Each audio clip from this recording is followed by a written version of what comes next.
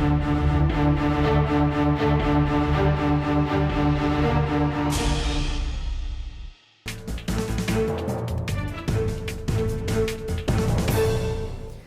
Abraham IAS സർക്കാർ ആവർത്തിച്ച് നല്ല സർട്ടിഫിക്കറ്റ് നൽകുന്നത് വിജിലൻസിന്റെ കണ്ണിൽ നിന്നുള്ള മോചനമാണോ? ശ്രീ CR നീലകണ്ഠൻ, ഇപ്പോൾ നേരത്തെ മുഖ്യമന്ത്രി പിണറായി വിജയൻ പറഞ്ഞിരുന്നു KM എബ്രഹാം IAS നല്ല ഉദ്യോഗസ്ഥനാണ് എന്ന കാര്യം. ഇപ്പോൾ ധനമന്ത്രി തോമസ് ഐസക് ഇക്കാര്യം ആവർത്തിച്ചിരിക്കുകയാണ്. മാത്രമല്ല, സെബിയിൽ അംഗമായിരുന്ന സമയത്ത് അദ്ദേഹം ചെയ്ത സേവനങ്ങൾ എടുത്തു പറഞ്ഞുകൊണ്ടാണ് KM എബ്രഹാമിന് അനുകൂലമായി സർക്കാർ നല്ല സർട്ടിഫിക്കറ്റ് നൽകുന്നത്. വിജിലൻസ് അന്വേഷണത്തിൽ നിന്നും അദ്ദേഹത്തിന് മോചനം കിട്ടുമെന്ന സൂചന തന്നെയല്ലേ ഇപ്പോൾ കിട്ടുന്നത്? മാത്രമല്ല, വിജിലൻസ് ഡയറക്ടർ പോലും KM എബ്രഹാമിൻ്റെ വീട്ടിൽ നടത്തിയ പരിശോധനയെ ചില കാരണങ്ങൾ കൊണ്ടെങ്കിലും എതിർക്കുകയുണ്ടായിട്ടുണ്ട്. മാത്രമല്ല, അന്വേഷണം നടത്തിയ ഉദ്യോഗസ്ഥനെതിരെ കാരണം കാണിക്കൽ നോട്ടീസ് പോലും നൽകിയിരിക്കുകയാണ്. അപ്പോൾ വിജിലൻസിൻ്റെ കണ്ണിൽ നിന്ന് KM എബ്രഹാമിന് മോചനം കിട്ടും എന്ന സൂചനയല്ലേ ഈ കാര്യങ്ങളെല്ലാം നൽകുന്നത്? ഇവിടെ ഒന്നാമത്തെ കാര്യം, ഒരു കേസ് അന്വേഷണത്തിലാണ്. കോടതിയുടെ ഒരാളുടെ പരാതിയുടെ പുറത്ത് കോടതിയുടെ അന്വേഷണത്തിലാണ്. ആ അന്വേഷണത്തിനെ കുറിച്ച് മുൻകൂറായി മന്ത്രിയോ മുഖ്യമന്ത്രിയോ അഭിപ്രായം പറയുന്നതിനോട് തന്നെ എനിക്ക് യോജിപ്പില്ല. കാരണം വിജിലൻസ് ഡയറക്ടറുടെ മുകളിലാണ് മുഖ്യമന്ത്രി അല്ലെങ്കിൽ ആഭ്യന്തര വകുപ്പ് മന്ത്രി, ആഭ്യന്തരം കൈകാര്യം ചെയ്യുന്ന ആൾ. ഒരുപക്ഷെ ധനമന്ത്രി അത് പറഞ്ഞത് അദ്ദേഹത്തിൻ്റെ മുൻകാല പരിചയമാവാം. KM എബ്രഹാം കേരളത്തിൽ ഒരുപാട് കാലം IAS ഉദ്യോഗസ്ഥനായി, ധനവകുപ്പ് സെക്രട്ടറിയായി, മറ്റ് നിരവധി വകുപ്പുകളിൽ സേവനമനുഷ്ഠിച്ചിട്ടുള്ള ആളാണ്. ഇപ്പോൾ എനിക്കൊരാളെ പരിചയമുണ്ടെങ്കിൽ അദ്ദേഹം നല്ല മനുഷ്യനായിരിക്കും. മാത്രവുമല്ല, കുറ്റം തെളിയിക്കപ്പെടുന്നതുവരെ അയാൾ കുറ്റം ചെയ്തിട്ടില്ലല്ലോ. KM എബ്രഹാമിനെതിരെ കുറ്റം ഇതുവരെ തെളിയിക്കപ്പെട്ടിട്ടില്ല. അത് അന്വേഷണത്തിലാണ്. കുറ്റം തെളിയിക്കപ്പെടുന്നവരെ ആരും കുറ്റവാളിയല്ല എന്ന് പറയാൻ ആർക്കും അവകാശമുണ്ട്. പക്ഷേ ഇവിടെ മുഖ്യമന്ത്രി അദ്ദേഹത്തിന് അനുകൂലമായി നിലപാടെടുത്തുവെങ്കിൽ അത് അംഗീകരിക്കാൻ പറ്റില്ല. കാരണം മുഖ്യമന്ത്രി ആഭ്യന്തര വകുപ്പിൻ്റെ ചുമതല വഹിക്കുന്ന ആളാണ്. ജേക്കബ് തോമസ് റിപ്പോർട്ട് ചെയ്യുന്ന മുഖ്യമന്ത്രിക്കാണ്. അങ്ങനെ വരുമ്പോൾ ഹർഷൻ ചോദിച്ച ചോദ്യത്തിൻ്റെ അല്ലെങ്കിൽ മഞ്ജുഷ് ചോദിച്ച ചോദ്യത്തിൻ്റെ ഒരു ധ്വനി അതിനകത്ത് വരുന്നുണ്ട്. അങ്ങനെ വരാൻ പാടില്ല. കാരണം അന്വേഷണം നടക്കുകയാണ്. അന്വേഷണം വേണ്ട എന്ന് വെക്കാൻ ഇവർക്ക് ആർക്കും അധികാരമില്ല. കാരണം കോടതിയാണ് അന്വേഷണത്തിന് ഉത്തരവിട്ടുള്ളത്. കോടതിയുടെ മുമ്പിൽ കേസ് വന്ന് തെളിയിച്ച് കുറ്റവാളി അല്ലെങ്കിൽ അദ്ദേഹം വന്നോട്ടെ.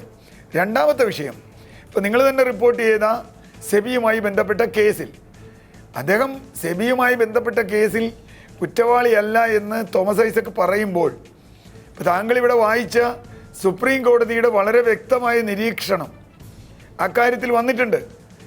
തൻ്റെ സ്വാർത്ഥ താല്പര്യത്തിന് വേണ്ടിയാണ് കേസ് കൊടുത്തതെന്നും ആരോപണം ഉന്നയിച്ചതെന്നും അത് കോർപ്പറേറ്റുകൾക്ക് വേണ്ടിയാണെന്നും വരെ ബഹുമാനപ്പെട്ട സുപ്രീം കോടതി വിധി നിലവിൽ നിൽക്കുമ്പോൾ അങ്ങനെ പറയാമോ? പക്ഷേ അതേസമയം തന്നെ ഈ സഹാറ കേസിൽ എല്ലാവർക്കും അറിയാവുന്ന കാര്യമാണോ? അതൊരു പ്രചാരണം മാത്രമാണോ? സഹാറ കേസിൽ സഹാറ ചെയർമാന് ജയിലിലേക്കുള്ള വഴി കാട്ടിക്കൊടുത്തത് KM എബ്രഹാം സെബി അംഗമായിരിക്കെ നടത്തിയ പ്രവർത്തനങ്ങളാണ് എന്നത് 2400 കോടി രൂപയുടെ അനധികൃതമായ ഇടപാടുകൾ കണ്ടെത്തുകയും അത് കൃത്യമായ നടപടിയെടുക്കുന്നതിലേക്ക് കാര്യങ്ങൾ കൊണ്ടെത്തിക്കുകയും ചെയ്തത് KM എബ്രഹാം സെബി അംഗമായിരിക്കെ ആണ് എന്നത് വലിയ പ്രചാരണം കിട്ടിയ ഒരു കാര്യമാണല്ലോ. ഇക്കാര്യം പറഞ്ഞുകൊണ്ട് മുൻ മുഖ്യമന്ത്രി ഉമ്മൻചാണ്ടി പോലും KM എബ്രഹാമിന് അനുകൂലമായ നിലപാട് സ്വീകരിച്ചിട്ടുണ്ട്. ഈ സർക്കാർ മാത്രമല്ല, ഇപ്പോൾ ധനമന്ത്രി തോമസ് ഐസക് മാത്രമല്ല. അപ്പോൾ അതെല്ലാം വെറും പ്രചാരണം മാത്രമെന്നാണോ പറയുന്നത്?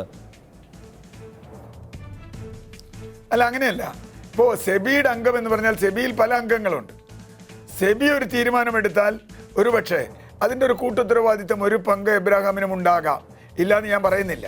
പക്ഷേ ഇവിടെ ഒരു പ്രശ്നമുണ്ട്. സെബി പോലൊരു സ്ഥാപനത്തിൻ്റെ ജോലി എന്താ? അതിൻ്റെ ജോലി ഇത് കണ്ടുപിടിക്കലാണ്. ഇതിലെ പ്രത്യേകിച്ചും ഇൻവെസ്റ്റർക്ക് കോൺഫിഡൻസ് കൊടുക്കുന്ന ഒരു സ്ഥാപനമാണ് സെബി. ഞാൻ പണം മുടക്കിയിട്ടുണ്ടെങ്കിൽ പണം പോവില്ല എന്ന് പറയാനുള്ള ഉത്തരവാദിത്തമാണ്. ആ ധർമ്മം സെബി നിർവഹിച്ചു. തട്ടിപ്പ് നടത്തിയ ഒരാളെ കണ്ടെത്തി. അതിൽ KM എബ്രഹാം ഒരു CBI പോലെ ഒരു ഇടപെട്ടു എന്നൊന്നും പറയാൻ പറ്റില്ല. സെബി എന്ന ബോഡി എടുത്തൊരു തീരുമാനം വളരെ നല്ല തീരുമാനമായിരുന്നു. അതിൽ ഇവർ പോയി. അതിൽ അബ്രഹാമിൻ്റെ പങ്ക് എത്രയുണ്ട് എന്നൊക്കെ അന്വേഷിക്കേണ്ടത് വേറെ വിഷയമാണ് ആ ഗ്രൂപ്പിൽ. പക്ഷേ നമുക്ക് എബ്രഹാമിനെ പറ്റി തന്നെയുള്ള ഒരു പരാമർശം സുപ്രീം കോടതിയുടെ മുമ്പിലുണ്ട്. അത് വെച്ചുകൊണ്ട് പരിശോധിക്കുമ്പോൾ സഹാറയുടെ കേസിൽ അദ്ദേഹം എന്ത് ചെയ്തു എന്നുള്ളതല്ല, അദ്ദേഹത്തിന് മേൽ ഇങ്ങനെ ഒരു കരിനിഴലുണ്ട്. അതും കൂടി വച്ച് നമ്മൾ കാണേണ്ടത്. മറ്റേ കാര്യം, പ്രചരണത്തിൻ്റെ കാര്യം എത്രത്തോളം അതിലുണ്ട് എന്നുള്ളത് ഒരുപക്ഷെ സെബിയുടെ പ്രവർത്തനവും അതിൻ്റെ ചർച്ചകളും അതിൻ്റെ നടപടിക്രമങ്ങളും സൂക്ഷ്മമായി പരിശോധിച്ചാൽ ഓരോ അംഗങ്ങളും എന്ത് നിലപാടെടുത്തു എന്ന് പുറത്തു വന്നാൽ മാത്രമേ അത് പറയാൻ പറ്റൂ. ശരി, ഞാൻ ഇടപെടുകയാണ്. എന്ന് പറയുമ്പോൾ ശ്രീ ജേക്കബ് ജോർജ്, അന്വേഷണം നടന്നുകൊണ്ടിരിക്കുകയാണ്. വിജിലൻസിന്റെ പ്രാഥമിക അന്വേഷണം KM എബ്രഹാം IAS നടന്നുകൊണ്ടിരിക്കുകയാണ്. ആ സമയത്താണ് ഇന്ന് ധനമന്ത്രി പറയുന്നത് അദ്ദേഹം നല്ല ഒരു ഉദ്യോഗസ്ഥനാണ്. ധനവകുപ്പിൽ ഇപ്പോഴത്തെ സർക്കാരിന്റെ ഈ ചുരുങ്ങിയ കാലഘട്ടത്തിലും കഴിഞ്ഞ സർക്കാരിന്റെ കാലഘട്ടത്തിലും KM എബ്രഹാം നല്ല രീതിയിലാണ് പ്രവർത്തിച്ചത്. മാത്രമല്ല, സെബിയിൽ അംഗമായിരിക്കെ KM എബ്രഹാം സഹാറ കേസിൽ നടത്തിയ ഇടപെടലുകൾ അത് എത്രമാത്രം സഹായിച്ചിട്ടുണ്ട് എന്ന കാര്യവും ചൂണ്ടിക്കാണിക്കുകയുണ്ടായി. ഒരു അന്വേഷണം നടക്കുന്ന സമയത്ത് ആ അന്വേഷണം നേരിടുന്ന ആളെക്കുറിച്ച് സർക്കാരിന് ഇക്കാര്യങ്ങൾ പറയാമോ? നേരത്തെ മുഖ്യമന്ത്രിയും ഇക്കാര്യം പറഞ്ഞിരുന്നു. അന്വേഷണം നടക്കുകയാണ്. അന്വേഷണം തീരുന്നതിന് മുമ്പ് അല്ലെങ്കിൽ അന്വേഷണം സംബന്ധിച്ച് തീരുമാനം ഉണ്ടാകുന്നതിന് മുൻപ് ഒരു കുറ്റകരമായ അല്ലെങ്കിൽ മറിച്ചുള്ള രക്ഷപ്പെടുന്ന തരത്തിലുള്ള ഒരു പരാമർശം ഉണ്ടാവരുത്. പക്ഷേ ഇവിടെ അന്വേഷണം നേരിട്ടുകൊണ്ടിരിക്കുന്ന KM എബ്രഹാമിൻ്റെ വീട്ടിൽ വിജിലൻസ് ഉദ്യോഗസ്ഥർ കടന്നു ചെന്നത് മാധ്യമങ്ങളെ അറിയിച്ചുകൊണ്ടാണ്. അപ്പോൾ തന്നെ കുറ്റം ചാർത്തുകയാണ്. അദ്ദേഹത്തിൻ്റെ ഭാര്യ മാത്രമുള്ളപ്പോൾ കുറേ ഉദ്യോഗസ്ഥന്മാർ അവിടെ ചെന്ന് വീടിൻ്റെ അളവെടുക്കുന്നു, മേശ തപ്പുന്നു. അതുപോലെ ടോം ജോസിൻ്റെ വീട്ടിൽ കേരളത്തിലെ IAS ഉദ്യോഗസ്ഥരിൽ ചീഫ് സെക്രട്ടറി കഴിഞ്ഞാൽ ഏറ്റവും പ്രധാനപ്പെട്ട ഉദ്യോഗസ്ഥ നളിനി നെറ്റോ, അത് കഴിഞ്ഞാൽ മൂന്നാമത്തെ ആളാണ് KM എബ്രഹാം, നാലാമത്തെ ആൾ ടോം ജോസ്. ഇവരുടെ വീട്ടിൽ ചെന്നിട്ട് കാശുണ്ടോ, രേഖകൾ തപ്പുന്നു, അനധികൃതമായി സ്വർണം വെച്ചിട്ടുണ്ടോ, ഇതൊക്കെ തപ്പുകയാണ് പരസ്യമായിട്ട് സമൂഹത്തിൻ്റെ മുമ്പിൽ. അപ്പം തന്നെ അവർ കൊള്ളക്കാരായിട്ട് മാറുകയല്ലേ. ബഹുമാനപ്പെട്ട CR നീലകണ്ഠ, ഞാനൊന്ന് ചോദിക്കട്ടെ, വിജിലൻസ് എന്നൊരു സ്ഥാപനം, ആ സ്ഥാപനം നിൽക്കുന്നത് അഴിമതിക്കെതിരെ പ്രവർത്തിക്കാനാണ്, അഴിമതിക്കാരെ തുറുങ്കിലടയ്ക്കാൻ വേണ്ടി തന്നെയാണ്. കേരളത്തിലെ ഏറ്റവും വലിയ കൊള്ളക്കാർ, കേരളത്തിലെ ഏറ്റവും വലിയ അഴിമതി രാജാക്കന്മാർ ഇവിടുത്തെ അഡീഷണൽ ചീഫ് സെക്രട്ടറി KM എബ്രഹാമും ടോം ജോസുമാണോ? അതുപോലുള്ള IAS ഉദ്യോഗസ്ഥരാണോ? എൻ്റെ സിമ്പിൾ ദയനീയമായ ചോദ്യമാണ്. ഇതൊക്കെയാണ് കേരളത്തിൻ്റെ IAS ഉദ്യോഗസ്ഥർക്ക് നാം നൽകുന്നതെങ്കിൽ, നാം നൽകുന്ന സന്ദേശമെങ്കിൽ, അങ്ങ് പറഞ്ഞുവല്ലോ സുപ്രീം കോടതി വിധി. സുപ്രീം കോടതിയുടെ മുമ്പിൽ എന്താണ് ഉണ്ടായിരുന്നത്? ഇത് സംബന്ധിച്ച് എന്തെങ്കിലും മതം നടന്നായിട്ട് രേഖയുണ്ടോ? ഞാനത് പഠിച്ചിട്ടില്ല. എനിക്ക് കേവലമായ ഒരറിവ് മാത്രം. അതെന്താണെന്ന് വെച്ചാൽ അദ്ദേഹം സെബി അംഗമായിരിക്കെ, അതായത് സെബി അംഗമായിരിക്കെ അന്നത്തെ സെബി ചെയർമാനെ മാറ്റണം എന്നാവശ്യപ്പെട്ട് അന്നത്തെ പ്രധാനമന്ത്രിയായിരുന്ന മൻമോഹൻ സിംഗിന് കത്തയച്ചു. ഈ കത്തിന്റെ കൂടി അടിസ്ഥാനത്തിലാണ് ഒരാൾ പൊതു താൽപര്യ ഹർജിയുമായി സമീപിച്ചത്. പക്ഷേ ഈ ഹർജി തള്ളിക്കൊണ്ടുവന്ന വിധിയിലാണ് KM എബ്രഹാമിനെതിരെ പരാമർശമുള്ളത്. KM എബ്രഹാമിനെതിരെ അല്ല, പോട്ടെ, ഇപ്പം ജോമൻ പുത്തുമ്പരയ്ക്കൽ നമ്മുടെ കൂടെ ഉണ്ടല്ലോ, അദ്ദേഹം പറയുമായിരിക്കും. പക്ഷേ എനിക്ക് പറയാനുള്ളത്, സെബിയിൽ KM എബ്രഹാമിൻ്റെ നിർണായകമായ ഇടപെടലും നിർണായകമായ അന്വേഷണവും അതിൻ്റെ അകത്ത് അദ്ദേഹം എഴുതിയ വളരെ സൂക്ഷ്മമായ ക്ലിനിക്കലായ റിപ്പോർട്ടുമാണ് സുബ്രത് റോയിയെ തടവിലാക്കിയത്, സഹാറയെ പ്രതിക്കൂട്ടിലാക്കിയത്. അതിന് യാതൊരു സംശയവുമില്ല. ഇന്ത്യ മഹാരാജ്യത്ത് കഴിഞ്ഞ ഒരു 19 വർഷങ്ങൾക്കുള്ളിൽ നടന്ന ഏറ്റവും വലിയ കുറ്റാന്വേഷണമായിരുന്നു KM എബ്രഹാം നടത്തിയത്. അതിനകത്ത് ഉത്തരവാദിത്തം KM എബ്രഹാമിന് മാത്രമാണ്. ശ്രീ ജോമൻ പുത്തമ്പുരയ്ക്കൽ 2400 കോടി രൂപയുടെ ക്രമക്കേടാണ് സെബി അംഗമായിരിക്കെ കണ്ടെത്തിയത് എബ്രഹാം. ഇക്കാര്യം പരാമർശിച്ചുകൊണ്ടാണ് ഇന്ന് തോമസ് ഐസക്കും അദ്ദേഹത്തിന് അനുകൂലമായ നിലപാട് സ്വീകരിച്ചത് മുഖ്യമന്ത്രിക്ക് പിന്നാലെ. സുപ്രീം കോടതിയിൽ നിന്ന് 2013 വന്ന വിധിയിൽ KM എബ്രഹാമിനെതിരെ ചില പരാമർശങ്ങളുണ്ട്. അതിൽ സഹാറ ഗ്രൂപ്പിന്റെ കാര്യവും പരാമർശിക്കുന്നുണ്ട്. സഹാറ ഗ്രൂപ്പിന് വേണ്ടി പോലും ഇദ്ദേഹം പ്രവർത്തിച്ചിട്ടുണ്ട് എന്ന രീതിയിൽ സുപ്രീം കോടതിയിൽ നിന്നും വിമർശനം വന്നിട്ടുണ്ട് എന്നാണല്ലോ ആ വിധിയിൽ പറഞ്ഞിട്ടുള്ളത്.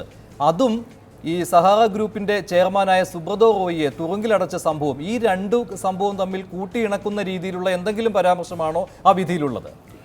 മഞ്ജുഷ, എനിക്ക് 2-3 കാര്യങ്ങൾ പറഞ്ഞു. ഒന്നാമത്, ഇപ്പം ശ്രീ KM എബ്രഹാമിനെതിരെ വരവിൽ കഴിഞ്ഞ സ്വത്ത് സമ്പാദിച്ചത് സംബന്ധിച്ച് എൻ്റെ പരാതി സംബന്ധിച്ച് അന്വേഷണത്തിന് തിരുവനന്തപുരം വിജിലൻസ് കോടതി ഒക്ടോബർ 7 ഉത്തരവിട്ടതിന് ശേഷം ആ ഉത്തരവിൻ്റെ വാർത്ത പത്രത്തിൽ കൊടുക്കാതെ, ഒരു പ്രധാന പേര് തന്നെ ഞാൻ പറയാൻ ആഗ്രഹിക്കുകയാണ്, മലയാള മനോരമ പത്രത്തിൽ അത് KM എബ്രഹാമിനെതിരെ ഒരു വരി പോലും കൊടുക്കാതെ, ആ അന്വേഷണത്തിന് ഉത്തരവിട്ട് കൊടുക്കാതെ, മനോരമ പത്രത്തിൻ്റെ കണ്ടത്തിൽ കുടുംബാംഗമെന്ന് മനോരമ തന്നെ പറഞ്ഞിരിക്കുക. അതിൽ മുഖ്യ അതിഥിയായി KM എബ്രഹാം പങ്കെടുക്കുകയും അദ്ദേഹം പങ്കെടുത്തതിൻ്റെ പടം ഉൾപ്പെടെ 2015 ഒക്ടോബർ 21 24-നുള്ള മനോരമ തന്നെ പ്രസിദ്ധീകരിച്ച അല്ല, അല്ല പറയട്ടെ, ഞാനതൊന്നുമല്ല അല്ല പറയട്ടെ ഞാൻ നിങ്ങൾ പറഞ്ഞപ്പോൾ ഞാൻ പറഞ്ഞില്ലല്ലോ.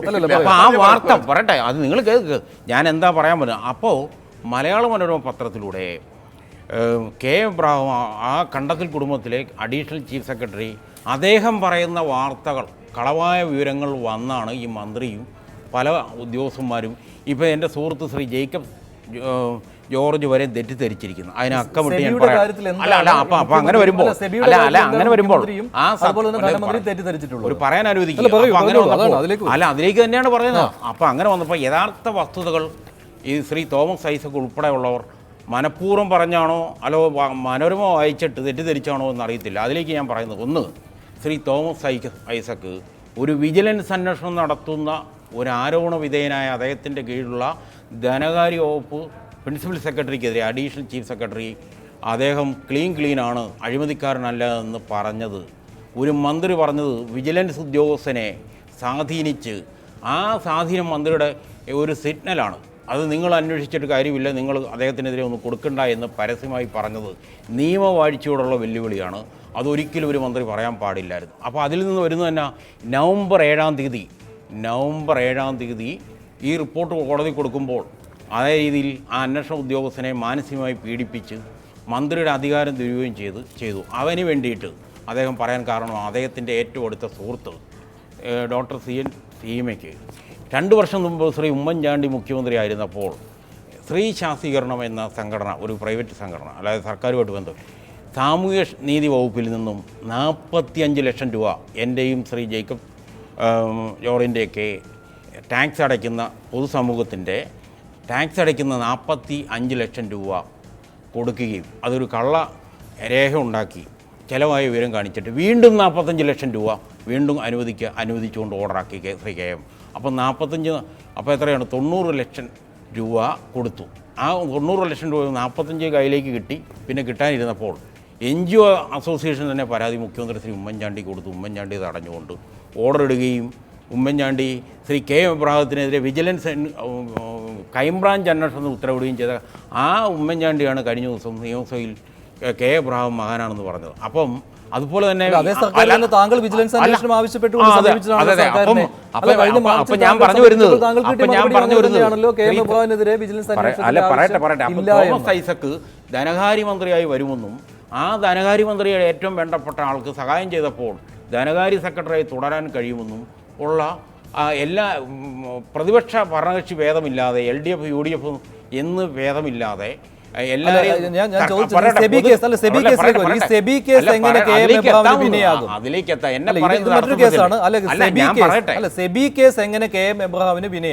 അതിലേക്ക് എത്താവുന്നു. അപ്പം അങ്ങനെ വന്നപ്പം ഭരണകക്ഷി എല്ലാവരും സ്വീകാര്യനാണെന്ന് പറഞ്ഞത് പൊതുഖജനാവിൻ്റെ പൈസ എടുത്ത് നിയമവിരുദ്ധമായി കേരളത്തിൻ്റെ ചരിത്രത്തിൽ ഒരു സർക്കാർ സംഘടന അല്ലാതെ ഒരു സ്ത്രീ സംഘടനയ്ക്ക് ഇത്രയും ലക്ഷം രൂപ 90 ലക്ഷം രൂപ കൊടുത്തതുകൊണ്ടാണ് എല്ലാവരെയും അതുപോലെ ഓരോ കാര്യങ്ങളും അക്കമിട്ട് പറയാനുണ്ട്. അല്ല, പറയാൻ അനുവദിക്കുക എങ്ങനെയാണ്. അപ്പം അങ്ങനെ പ്രതിപക്ഷവും ഭരണകക്ഷിയും എല്ലാവരെയും സന്തോഷിപ്പിച്ച് നിയമവിരുദ്ധമായി പല അധികാര ദുരുപയോഗം ചെയ്ത് സഹായിച്ചുകൊണ്ടാണ് KM എബ്രഹാം വളരെ മാന്യനാണ് എന്ന് ഇവർ യഥാർത്ഥ സത്യം മനസ്സിലാക്കാൻ പറഞ്ഞു. അപ്പോൾ അങ്ങനെ വന്നപ്പോൾ എനിക്ക് പറയാനുള്ളത്, നിങ്ങളിപ്പോൾ സെബി തന്നെ കാര്യം പറയാം, ആ സെബി കേസിൽ തന്നെ ഇപ്പോൾ ഇവിടെ തോമസ് ഐസക് പറഞ്ഞതിനെ ശ്രീ നീലകണ്ഠനും ശ്രീ ജേക്കബ് ജോർജും പറഞ്ഞതിൽ വളരെ അതിൽ വേറിട്ട് കൃത്യമായി പറയാനുള്ള കാര്യം, ഇവിടെ തോമസ് ഐസക് എന്താ പറഞ്ഞേ, സഹറ ഗ്രൂപ്പിനെ, ഇന്ത്യയിലെ ഏറ്റവും കോർപ്പറേറ്റുകളിൽ ഒന്നായ സഹറ ഗ്രൂപ്പിനെ ജയിലിലാക്കുവാൻ വേണ്ടി ശ്രീ KM എബ്രഹാം ഒരുപാട് പ്രവർത്തിച്ചു എന്ന് പറയുന്നു. എന്ത് രേഖയാണ്? ജലരേഖ ആണ്. ഇവിടെ എന്താണ്, നിങ്ങൾ തന്നെ റിപ്പോർട്ട് ചെയ്തിരിക്കുകയാണ്. 2013 നവംബർ 1 തീയതി സുപ്രീം കോടതി, ഇന്ത്യയുടെ പരമോന്നത നീതിപീഠം പറഞ്ഞിരിക്കുകയാണ്, Shri KM Abraham Zahra group ഉൾപ്പെടെയുള്ള കോർപ്പറേറ്റുകളെ സഹായിക്കുവാൻ വേണ്ടി പ്രവർത്തിച്ച ആളാണ് എന്ന് പറഞ്ഞപ്പോൾ സുപ്രീം കോടതിയോട് 1% നീതിബോധമുണ്ടെങ്കിൽ ഇപ്പോൾ തോമസ് ഐസക്കും ശ്രീ ജേക്കബ് ജോർജും അതിന് വിരുദ്ധമായി ജലരേഖ വെച്ചുകൊണ്ട് സഹറ ഗ്രൂപ്പിനെ ജയിലിലാക്കാൻ ശ്രമിച്ചുവെന്ന് KM എബ്രഹാം സ്വയം പറഞ്ഞ വാക്കുകൾ വെച്ചുകൊണ്ട് പറയുവാൻ എനിക്ക് അങ്ങനെ പറയാൻ എങ്ങനെ സാധിക്കും എന്നുള്ളതാണ് എനിക്ക് പറയാനുള്ളത്. അപ്പോൾ അതിൽ നിന്നും കെ എബ്രഹാം ഇത്രയും കാലം പറഞ്ഞുകൊണ്ടിരുന്നത് പച്ചക്കള്ളമാണെന്നും ഇന്ത്യയിലെ പരമോന്നത നീതിപീഠം ഇത്തരത്തിൽ ഒരു അഡീഷണൽ ചീഫ് സെക്രട്ടറിക്കെതിരെ അതീവ ഗുരുതരമായി, ഇവിടെ സെബിയിലൊരു ചെയർമാനെ നിയമിച്ചതിനെതിരെ അദ്ദേഹം ചെയർമാനാകാൻ ശ്രമിച്ചു. ആരാണ്? K Abraham. അത് സാധിക്കാതെ വന്നപ്പോൾ സെബി അംഗമായിരിക്കെ ചെയർമാൻ ഒരു പൊതു താല്പര്യ ഹർജി അരുൺകുമാർ അഗർവാൾ എന്ന് പറയുന്ന ഒരു ആളെ കൊണ്ട് കൂലിക്ക് കേസ് കൊടുപ്പിച്ചതിന് പിന്നിൽ കെ എം എബ്രഹാമാണെന്ന് പറഞ്ഞു. ഇപ്പം കെ എബ്രഹാമിന് കൂലിക്ക് കേസ് കൊടുക്കുന്ന ആളാണെന്നുള്ളത് സുപ്രീം കോടതി തന്നെ പറഞ്ഞു. ഇതാണ് പൊതുധാരണ എന്ന് പറയുന്നത്. സഹാറ ഗ്രൂപ്പ് ചെയർമാനെ ജയിലിലടയ്ക്കാൻ സഹായകരമായത് കെ എം എബ്രഹാം സെബി അംഗമായിരിക്കെ നടത്തിയ ഇടപെടലുകളാണ് എന്നാണ്. പക്ഷേ ശ്രീ ജോമോൻ പുത്തമ്പുരയ്ക്കൽ ഇവിടെ പറഞ്ഞ കാര്യം 2013 സുപ്രീം കോടതി വിധിയാണ്. ആ വിധിയിൽ കെ എം എബ്രഹാമിനെതിരെയുള്ള പരാമർശങ്ങളാണ് വരുന്നത്. അതിൽ സഹാറ ഗ്രൂപ്പിന്റെ കാര്യവും പറഞ്ഞിട്ടുണ്ട്. ഇത്തരത്തിലുള്ള കോർപ്പറേറ്റുകളെ സഹായിക്കുന്നതിന് വേണ്ടി എടുക്കുന്ന നിലപാടാണ് കെ എം എബ്രഹാം ഉള്ളത് എന്ന് അതിന്റെ കൂടി അടിസ്ഥാനത്തിലാണ് അദ്ദേഹം മറ്റൊരാളെ കൊണ്ട് ഇങ്ങനെ അന്നത്തെ സെബി ചെയർമാനെതിരെ ഹർജി കൊടുപ്പിച്ചത് എന്ന്. മാത്രമല്ല അന്നത്തെ